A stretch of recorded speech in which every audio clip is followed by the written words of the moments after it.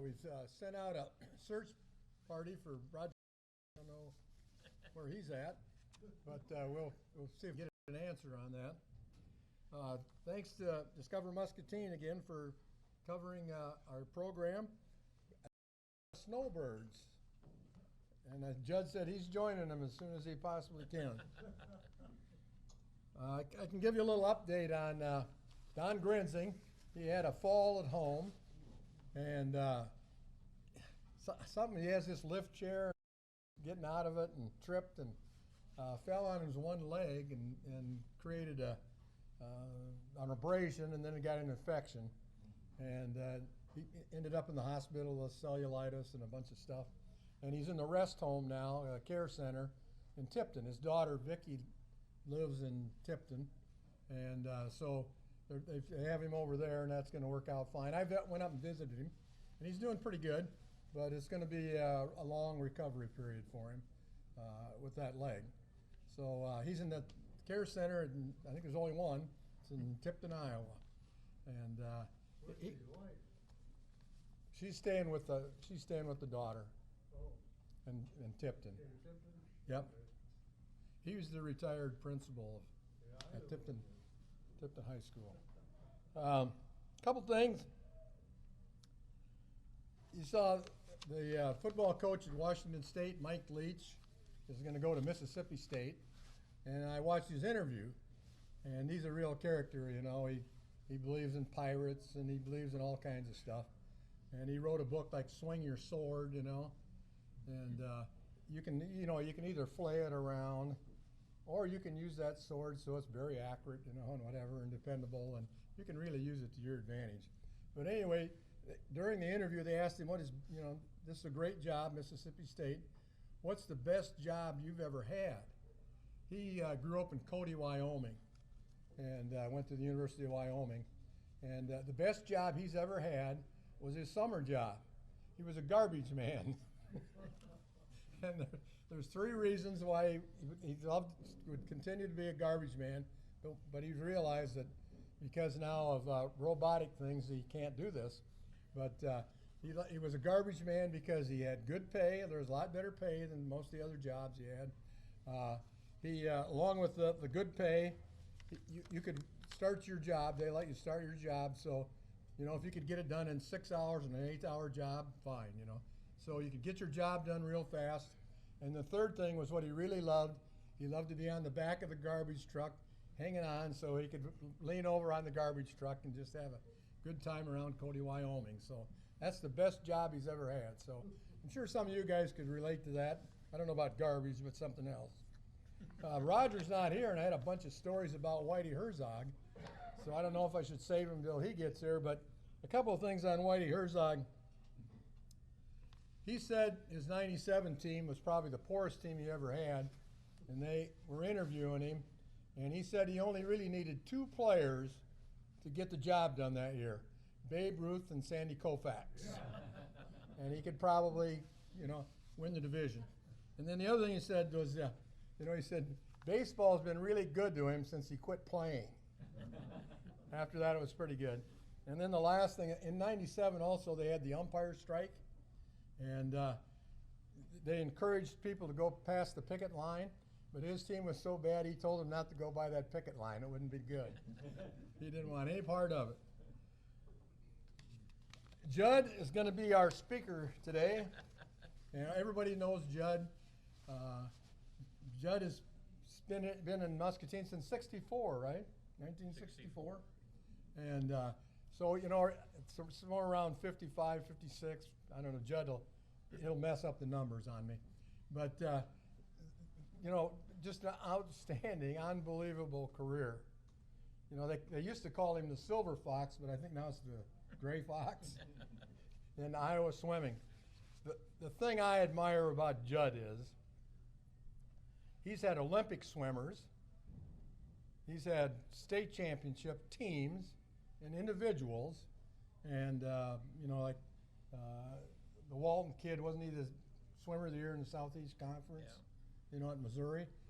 Tremendous athletes. He's also, and this is what I loved about him, he would take any kid in school, boy or girl, and put them in his swim program. And he would spend as much time with those people as he did with the Olympic champions or those great individuals. John, you were in his program, you know that.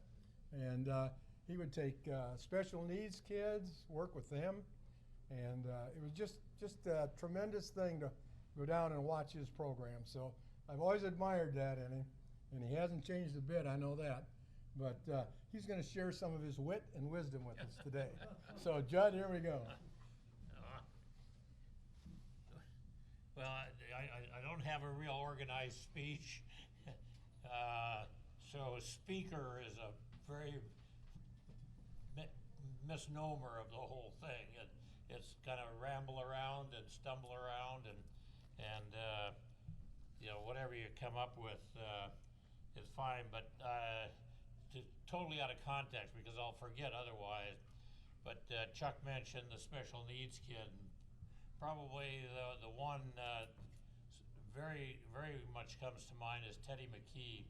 And if any of you know Teddy, he had some sort of multiple sclerosis or such as that, and couldn't get around. And so I tell my kids this every year, and they're tired of hearing the story.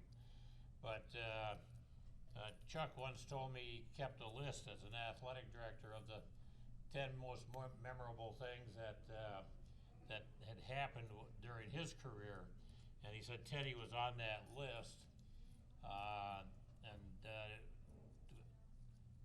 Ted never missed a day of swim practice. That's where my kids get ticked off at me today. I don't feel good, Coach. I think I'm going to go home. And I said Ted never missed a day.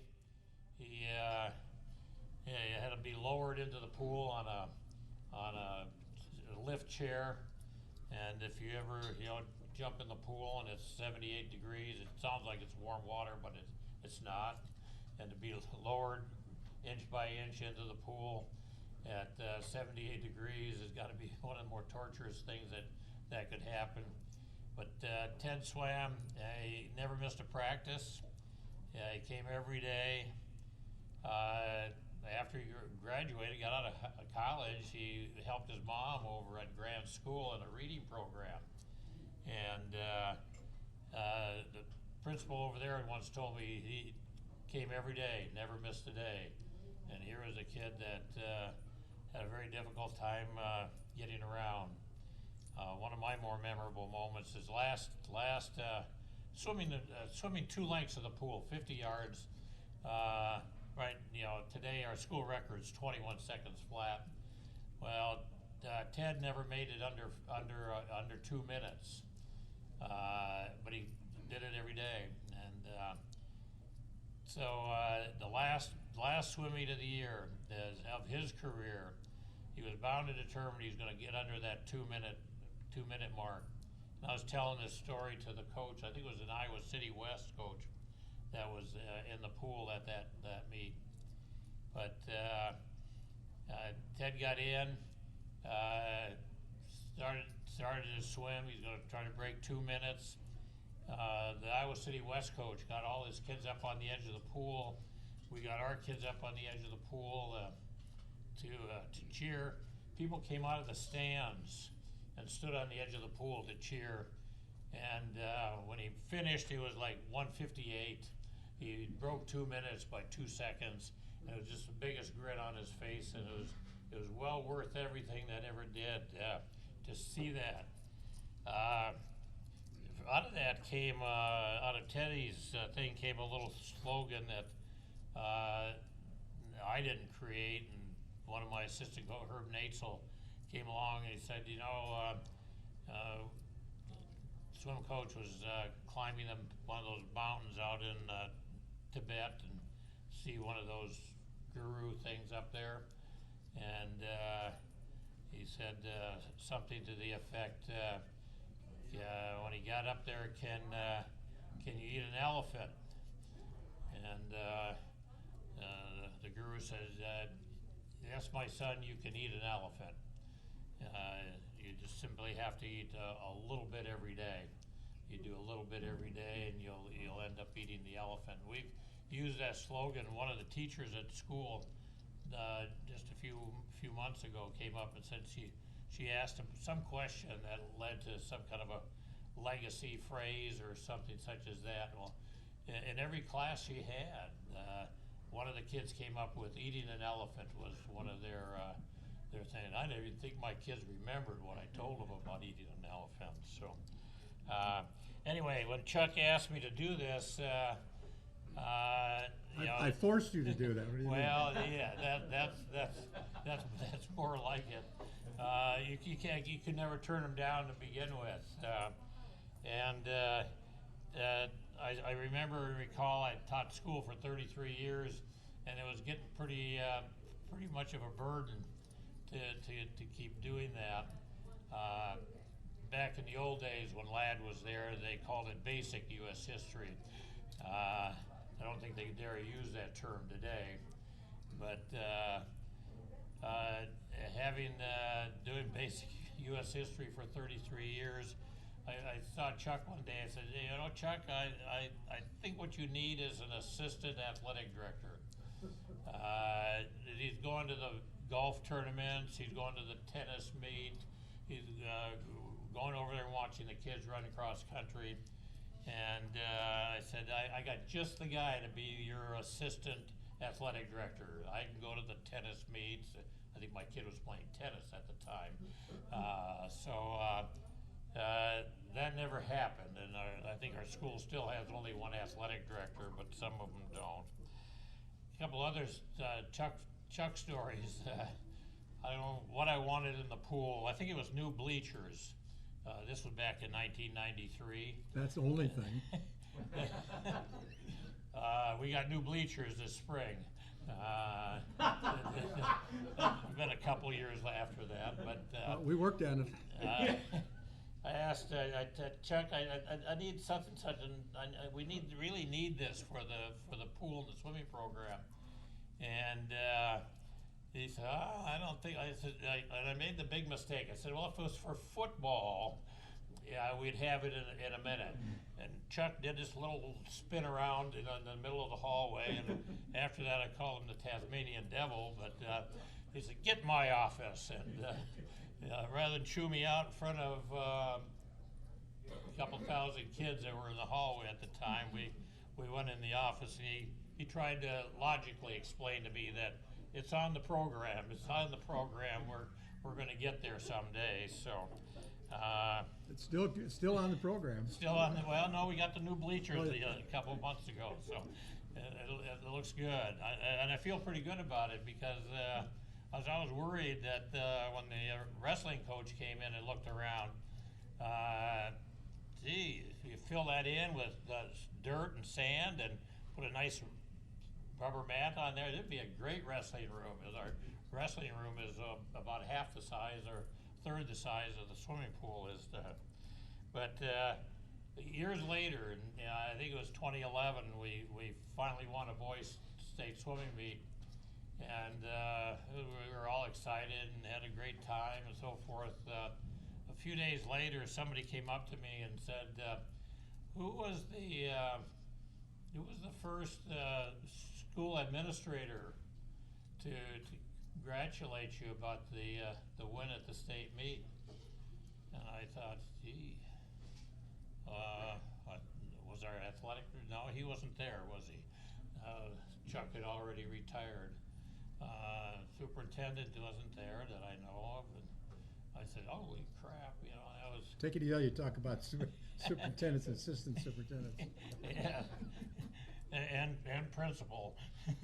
But in any case, I said, wow, Chuck Van Heck was the first guy to come up and congratulate me 15 seconds after we won the state swim meet back in 2011.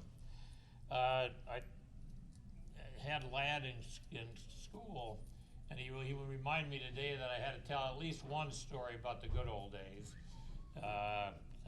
Told you, Chuck told you I came here in 1964, and the only thing Ladd remembers from the history class we taught, and I think he was in my class for 2 or 3 years. The same class, 2 or 3 years. No, it was the fact that I came from northern Minnesota, and probably one of the more famous people from northern Minnesota was a guy by the name of Bob Zimmerman. And you're all familiar with Bob Zimmerman, no relation to Ron. Well, he is, probably, I don't know. But Bob Dylan was from Hibbing, Minnesota, and I didn't know this, but we went to college together. 45,000 of us at the University of Minnesota. And he only lasted, I think, a quarter or two before he dropped out and became a multi-millionaire singing goofy songs. But Bob Dylan had an aunt and uncle that lived about a block and a half from me. And Bob, as a teenager, our age, high school age kids, would come over there in their little family reunion. He'd end up playing his guitar and singing songs here about a block and a half from where I lived, and I didn't have any clue as to who Bob Zimmerman was or Bob Dylan was. So, the other guy I went to school with was, I forget his name. Any case, yeah. What'd he do?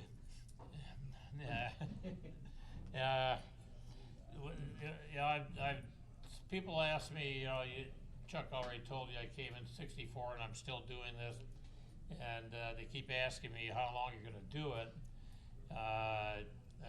Right now, it's a very pleasure and a privilege to be able to do what I'm doing. I'm not sure how long I'll last, but I came from a family that didn't have any longevity. My dad died, he was 49 years old. My grandfather was 42 years old. And when I got to be 55 years old and I could take the IPERS program, I jumped in there right away because I wanted to get my money back that I donated to the state, type of thing. And here I am, I think it's 20-some years later, still here. And I credit that partly to the fact I hang out with high school kids most of the time. They make me frustrated, and you got to be. Some try to be creative. You got to try to be get something new in line, that type of thing. If you're with high school kids all the time, but I tell people that getting up and it's beat what I normally would do and what I don't do, what I do in the off season. Get up in the morning and eat and watch TV. I've been doing more eating lately than I should be, and television is getting worse because the baseball season hasn't started for another 3 or 4 months. Football is basically over. If you got to watch, flip through the channels on television, you're watching Wake Forest play Coastal Carolina or something such as that. So it's not all that exciting a deal. But for some reason, and I don't know what it is, it has nothing to do with me. I think a good part of it has been the Learn to Swim programs that have been available in Muscatine through the Park and Recreation Department for a long time, through the Y for a long time. We had a great run of kids starting around 2000. Most of that, I think, came from the product of Kath Hahn, who was the aquatic director at the Y for years and got literally hundreds of kids into the swimming program. The Y swim team would come out and have a swim meet at our pool, and there'd be 150 Muscatine kids on the Y swim team. Kath has kind of moved out of that area now, and we're not getting the same number of kids. But another guy that I never did give enough credit to, mostly because we were usually butting heads against each other, was a guy by the name of Bob Callaghan. I don't know if any of you remember the name, but Bob had grandiose ideas. He worked at Hahn, and I don't know what left, why that left, but he ended up over at the Methodist Church for a youth program, and I think he helped build that Methodist youth kind of building across the street where the old funeral home used to be, next to the old Y. But Bob had he had 3 kids, and ironically, their kids are part of the big successes that we had with the boys' state swim meets, and the good swimming girls we've had here in the last decade or so. Tyler, his youngest boy, holds our school record yet. Hayden, the next one. Bob didn't think Tyler was going to be a good enough swimmer. He swam at Iowa for a year, but he thought Hayden, maybe it was because Hayden had these buddies, Trent Jackson, Travis Greenwald, Alex Walton, that were on the Y swim team with him, that he could do something special with that. His daughter Olivia went to same class with Sarah Schemmels, who's swimming at Iowa today. Taylor Beadle, who swims down at Missouri State. Tori Roth, who's swimming up at Minnesota State. So I think he's the one that pushed these kids and drove them. I'm not sure how many he drove away, but the ones that stayed with it, the ones that did it, are the big core of what we had in swimming program. Yeah, going back to the Y business, some of you have heard of a kid by the name of Matt Wieskamp. Yeah, some of you have. Probably you've heard of Joe Wieskamp, then he was Matt's brother. But they were the best swimmers in their class. Joe was the best swimmer in his grade as they went through the age group program up into to middle school. Of course, their dad, Steve, I think, Steve went to school with my daughter, so I've known Steve since he was in 7th grade. Although I think this guy's going to be one of the smartest calculating people I've ever known, and he's going to find a way for his kids to get to be the athletes they want to be. And he started the kids in the swimming program. Matt and Joe both swam as elementary school kids, and like I say, they were the best swimmers in their class. I don't think Steve ever expected him to be on the swim team in high school, but being in the physical therapy business, he figured out that swimming was a low impact activity, something that didn't hurt the joints and that type of thing, and that it would be a good physical development. Another kid that did that was Matt Durham, who was a very good basketball player in Muscatine back in around 2000, maybe a little bit around that area anyway. He was the best swimmer in his class. I remember him at that point. Never swam a day in his life in high school, but they did swim. One of the better kids that came through with Callaghan too was Drake Kulik, and I actually happened to listen on the radio, traveling someplace, and Gary Dolphin, the maybe infamous announcer for the Hawkeye football, actually mentioned that Drake Kulik was an All-American swimmer. Drake didn't swim for most of his high school career. He came out as a senior to swim, and he was such a good athlete that in 1 year he was able to achieve a level that allowed him to be on a relay. that made the All-American team, high school All-American team when he was a senior. So we've had some great athletes and great kids go through the program. Chuck mentioned that there's one kid in the Olympics, Chrissy Almond.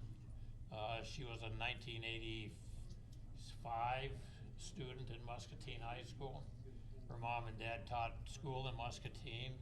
If you remember the 1980s, the financial crises that occurred in the late 1980s, well, they were the last hired to teach in the system. They were also the first to be let go. So Chrissy only swam 1 year, state champion,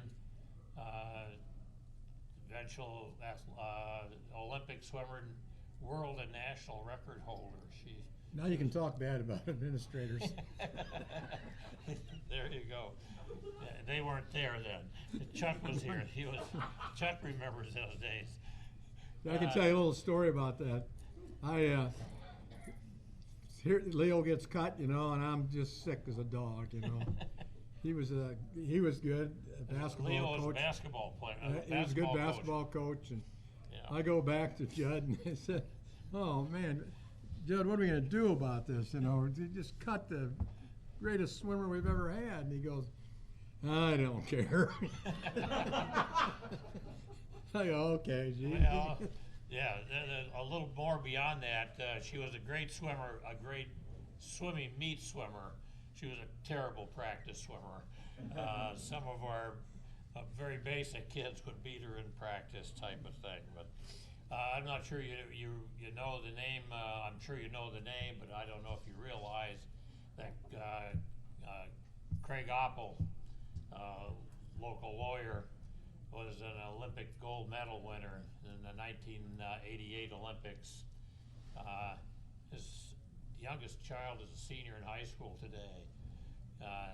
Neither of his kids ever swam.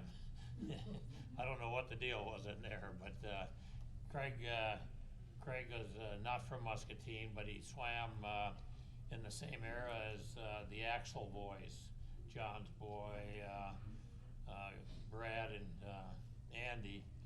And Brad and Craig Oppel were always butting heads against each other in these kids meets and things such as that. But ironically, he moves to Muscatine and his kids don't swim.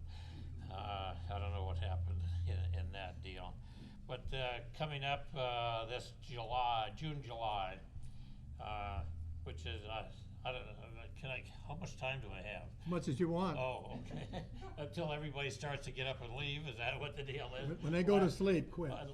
Lad's he's already on his feet, I think, because I've already mentioned Bob Dylan, so that was it. Any case, where was I going? I don't know. Some things never change, do they, John? Yeah, still in the same deal. Oh, the Olympic trials is this June and July, late June, early July. And I don't know if you recall, but I coached softball. And that was Mike Morgan's problem. I mean, that was Mike Morgan's instigation of that. Back when my kids were in, I think Sarah was 12 years old. She came and said, "Dad, can I go and play softball?" I said, "What? Softball?" And he said, "Yeah, Mr. Morgan wants me to be on his that's Kelly Morgan, not Mike, but wants me to be on his softball team." And I said, "Oh, well, I'll ask Kelly about that." And he said, "Yeah, they're having a sign up in a draft for girl softball players and so forth." And I said, "Oh, all right, go and play softball." So a few days later, Kelly came back and says, "Well, we got more kids signed up than we had planned on, and we're going to end up needing another team. And your daughter is probably going to get drafted by the worst team in the league, and so maybe you would like to coach a softball team." I said, "I don't know anything about softball." So Anyway, it turns out that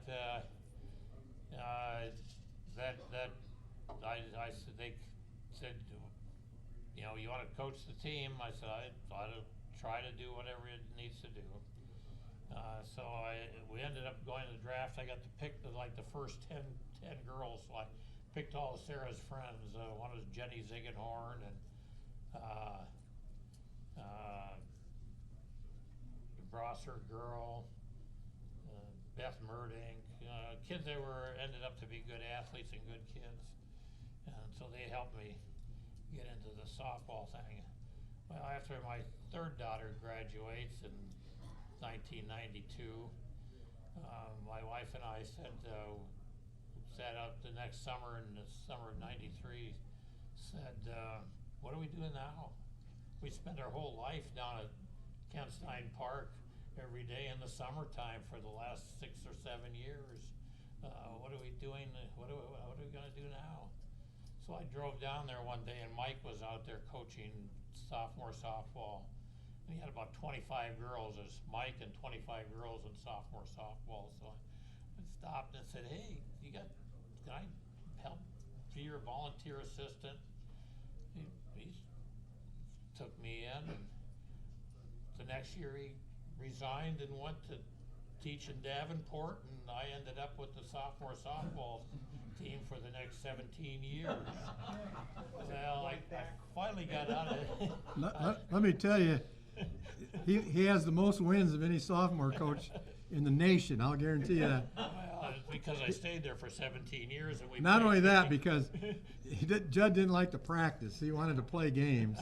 So over the number of games, if it was 50, he had 50 games. We played what, One year he was 66 and 5. Yeah. Yes, Yeah, I'm- we Well, have because the year before, it's like, Yep. last year I was like, oh wow, 50 and 3, that's pretty good. Yeah. This year you go, I'm like, Chad, how the hell did you get 71 games? Yeah. I was playing every day with 3 games. Well, we played some sophomore games, some JV games, some freshman games, and we played games.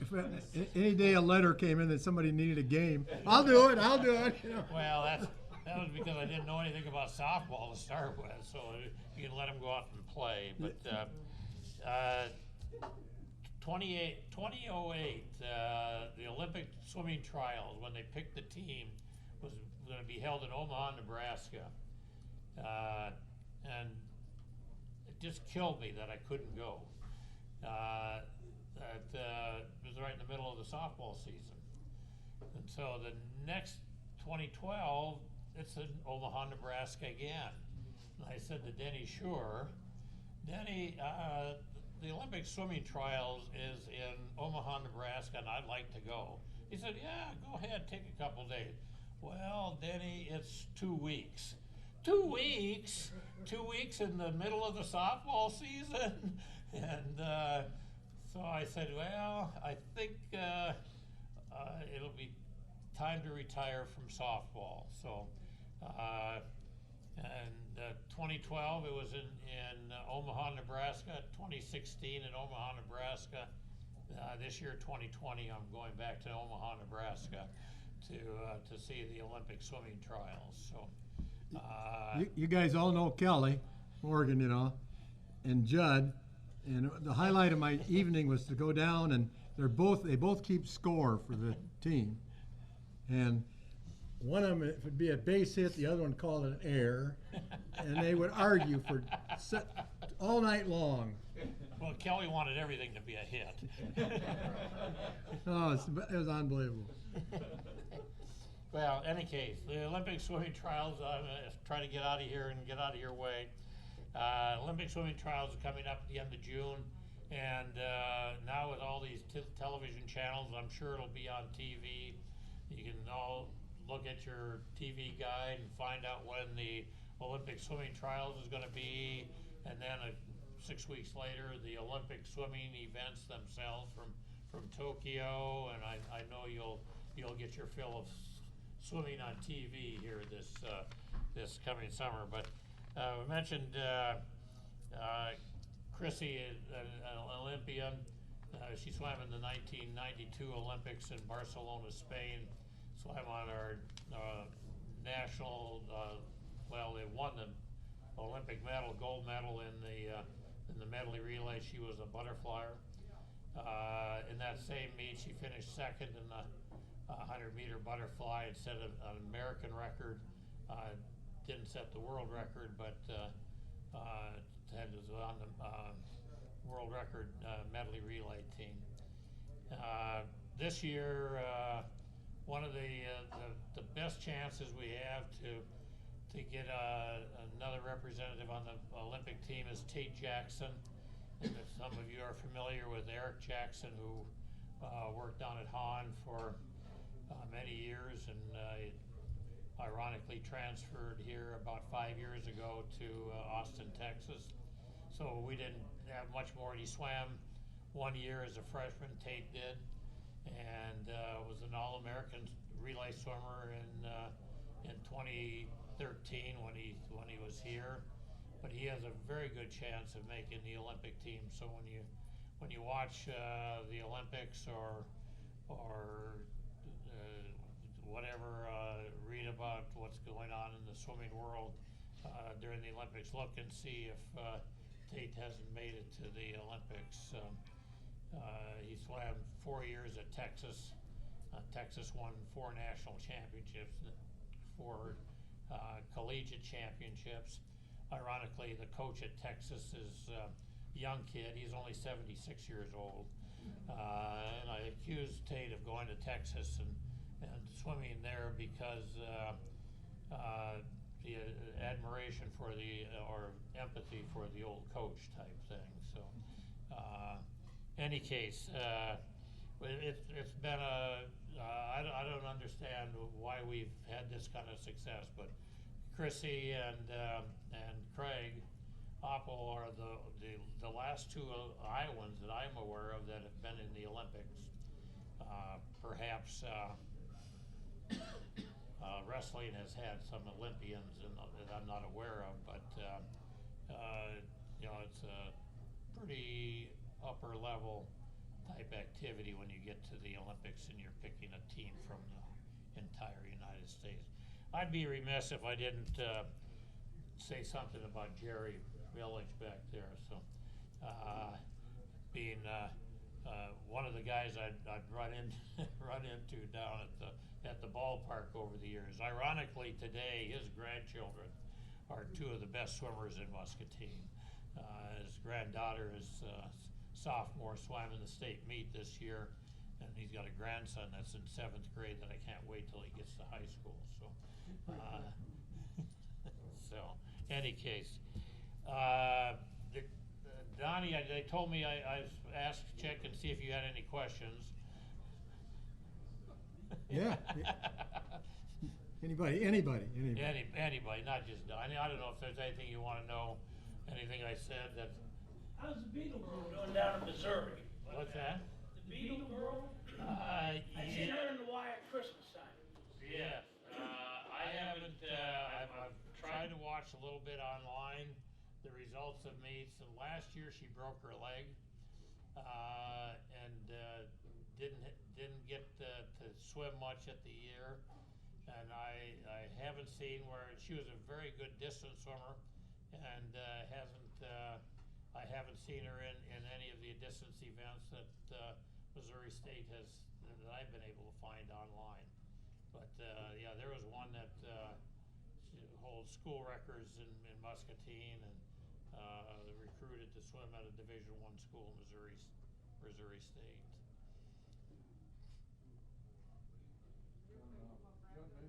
Maybe you can tell me. My granddaughter is swimming in the swimming program, and I should know, but you know, I'm a grandparent, so I don't get all the information.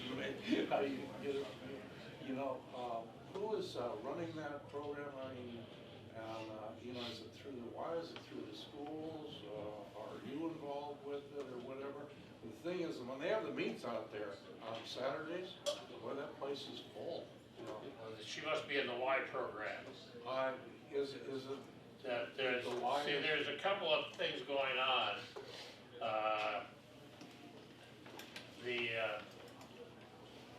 Y is still, to me, I'm not a fan of the year-round parent-directed feeder-type clubs of any sport, whether it be baseball, basketball, volleyball, or swimming.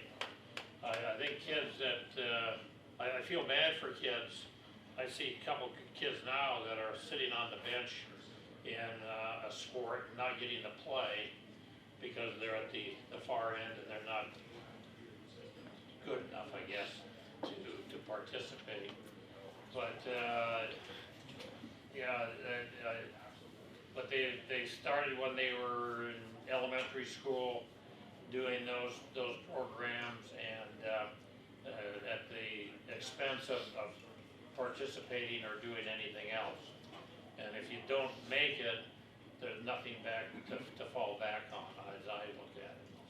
And I support the Y swimming program and how that works, because they'll start the 1st of November and the 1st of March. So there's 3 or 4 months of competitive swimming, and then the kid can go and play soccer, play softball, baseball, play football. Last year we graduated, I think, 11 football players from the swimming program. We don't have it. We got one this year, but those football guys were the athletes. Carson Orr was the quarterback on the football team last year. He's slamming the state meet for us. Will Zillig was a starting linebacker in football. He's slamming the state meet for us. Some of you that are old enough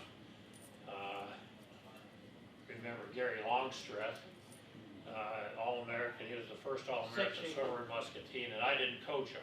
1960. 1960, exactly.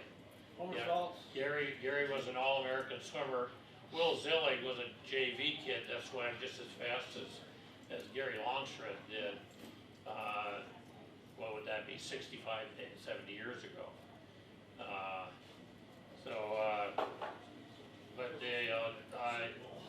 But Will played football, he swam, he did track. So I think we can do that. I think Muscatine's gonna have to soap opera a little bit, but Muscatine's gonna have a tough time competing with Pleasant Valley, with Bettendorf, with Iowa City and Liberty High now that's going. I say we're gonna have a tough time competing with North Scott down the line, because that's where people can afford to live in the Quad Cities. But we're all gonna do well against Burlington, against Clinton, against Ottumwa, against Mount Pleasant, those communities that are isolated. We can't afford really to have a year-round, but I don't want a year-round program, but we can't afford to have one.